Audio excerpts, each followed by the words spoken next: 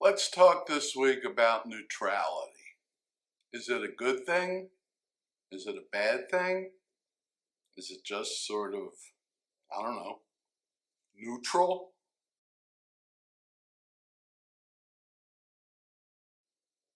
Shalom, my friends. Yes, I would like to talk to you this week about the subject of neutrality, something that I have struggled with literally since I was in 6th grade.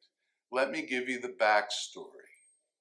I remember very clearly being in 6th grade and we were studying World War II. Our teacher taught us that in World War II, Switzerland remained neutral. And she said it as if that was a wonderful, wonderful thing. How great it was that Switzerland didn't take sides. They remained neutral. But even as a 6th grader, and I don't think I'm exceptional in this regard, I think this is an obvious question. If we took a side as the United States and we fought against the Axis powers, did we do something wrong there? Would we have been better off remaining neutral like Switzerland did? I think that's a rhetorical question. Was it a good thing to fight Nazism, or was it better to just say, we don't have a preference here, we don't have a dog in this fight, you guys work it out amongst yourselves? Clearly, Nazism had to be stopped. In fact, I'll tell you, when I see the bumper sticker on the road, war is not the answer, I always think to myself, it depends on the question. And if the question was, how do you stop Hitler and Nazism? The answer is not through diplomacy. It was through combat. But let's go back to neutrality.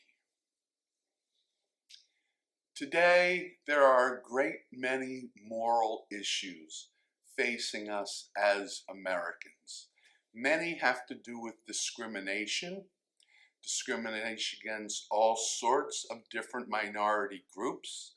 But I've got to acknowledge that for me personally, the one that really hits home is the rise in anti-Semitism and anti-Semitic events that have taken place recently around the country.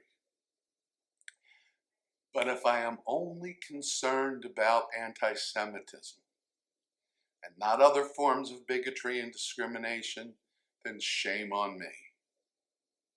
Because that's not anything except being selfish.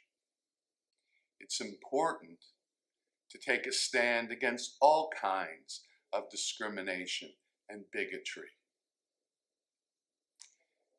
And those sorts of moral issues, my friends, demand that we either take a stand or we become part of the problem. Yes, neutrality is part of the problem when it comes to fighting bigotry. Edmund Burke, the famous British philosopher, phrased it very well when he said, all that's necessary for the triumph of evil is for good people to do nothing. But I'd like to share with you a quote that is not as well known. It's attributed to Dante, although I'm doing some research. I've learned that it may be more paraphrasing the Inferno than quoting it. But attributed to Dante is the following quote: "The hottest places in hell are reserved for those who in moral crisis preserved their neutrality." Don't be neutral in the face of a moral crisis. Take a stand for what is just and right. Now, my friends, you have been responding to my request that you subscribe to my channel And the number of subscribers is growing. We're almost to 200. Help me get to 200. Click on my face. It's right over there. Or if you'd like to see the last video I released, click on its icon. It's right over there. As ever, until next time, Shabbat Shalom.